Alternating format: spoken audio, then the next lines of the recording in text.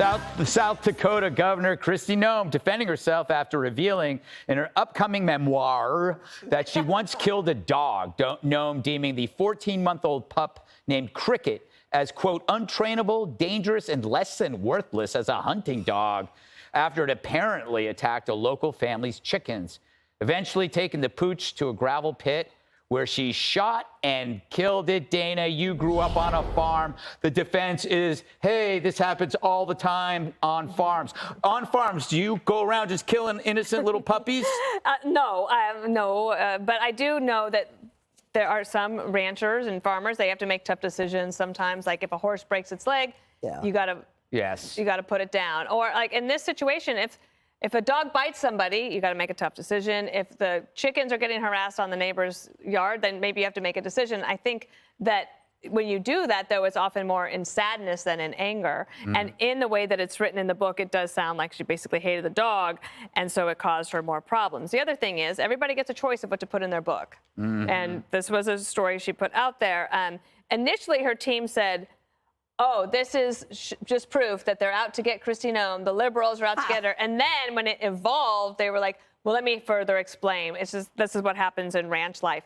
Just the judgment on the PR side of things could make you wonder. But I don't know. I mean, when you read the book through and that doesn't like raise a red flag, you might need a different editor. I think, Judge, there's a story behind the story. The story about killing the puppy was already out there. And so she wanted a vice signal ahead of time to try to control it because she knew that it could ruin her chances. Well, what's interesting is she said that she shot Cricket after the book was published. She said she shot the puppy Cricket 20 years ago.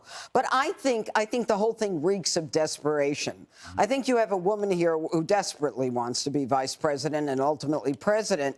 And so she says, I can be tough like a man. How can I be tough like a man? I can kill a puppy.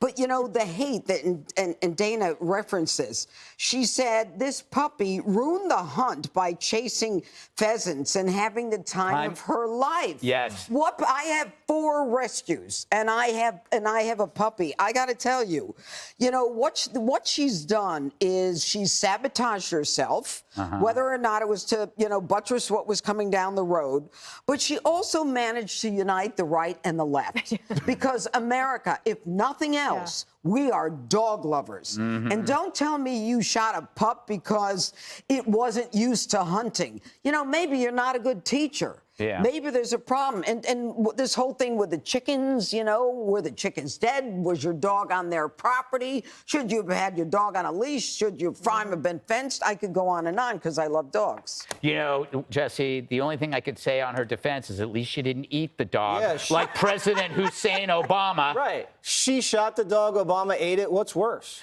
Well, actually, shooting the dog was pretty bad. You know it's true. Yes. The dog was having a time of his life, which is now an actual accurate statement. It was the last time he had.